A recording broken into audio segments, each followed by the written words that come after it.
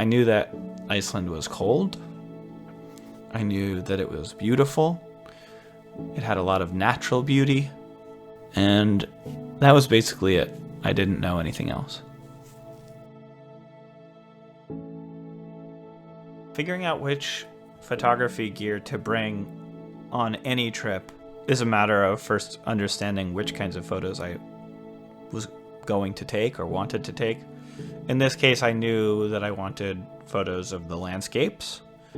My two favorite lenses, the 16 to 35 f4 and the 70 to 200 f4, are perfectly suited for those as subjects. One of the things that I learned about Iceland while I was planning the trip was that the days were really short and that the sun remained low in the sky throughout the day. The sun was not very powerful. So all of these things combined meant that I knew I would need to have a tripod with me for at least some of the shots.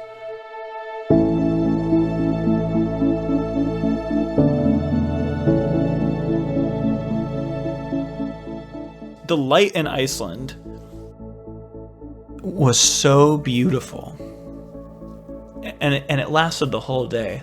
Oftentimes when I'm shooting, and I'm shooting at golden hour or at sunrise or sunset, photos are made or broken within the span of seconds. But in Iceland, the gorgeous light lasts almost the entire day. I never felt rushed. I noticed that I was enjoying the moments even more.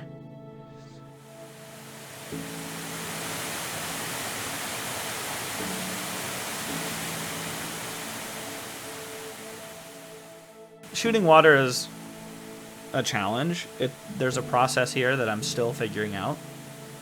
When I shoot flowing water, I've learned that depending on how big the waterfall is, I can usually slow the shutter speed down to about a quarter of a second and achieve the glassy, flowy effect that I find to be so beautiful in pictures of flowing water.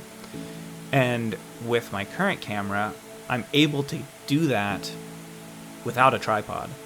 So if I'm really still, if I focus on my breathing, if I focus on the way that I'm standing, if I focus on the surface on which I'm standing, and I set my camera up a specific way, I can capture flowing water without a tripod.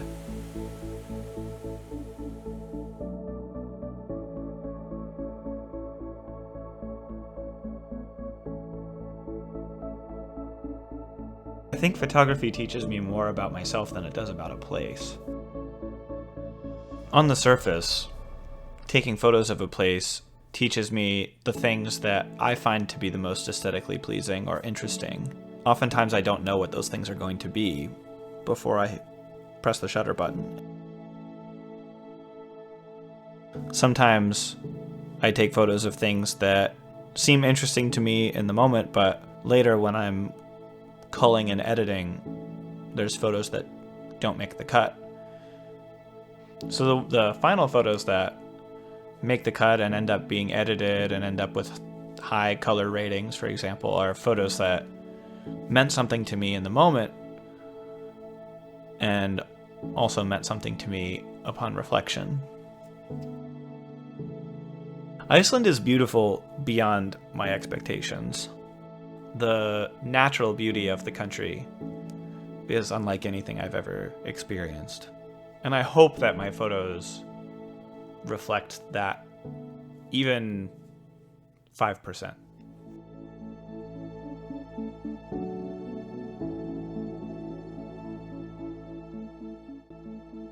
It was thrilling to take all of these photos. I had no idea when the leader of the snowmobile tour was going to come back from what he was doing behind me.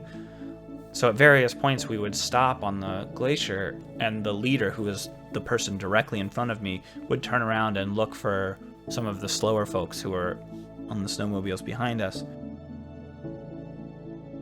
It was so loud and disorienting being up on that glacier, especially during the whiteout, that I didn't know if I had half a second or 30 seconds or a minute to take my camera off of its mount, turn it on, get all the settings set up correctly, and take photos.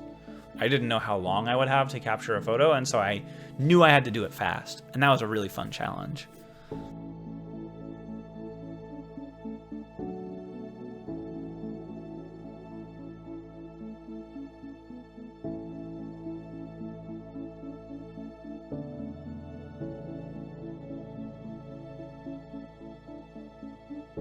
I think that I need to remember more often to slow down when I'm taking pictures, and that I'm going to be able to get what I want, even if the light's not perfect.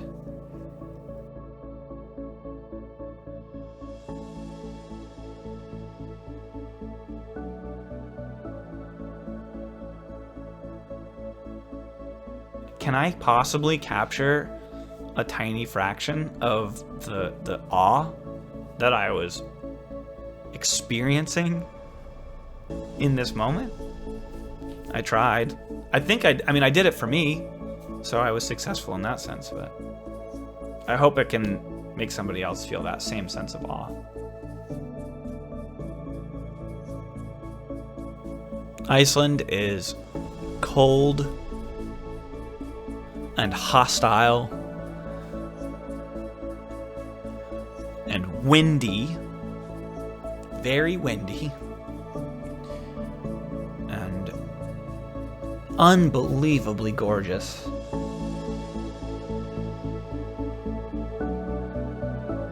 Would you go back? Yeah, I would go back. I would love to go back. There's so much more there that I would want to see.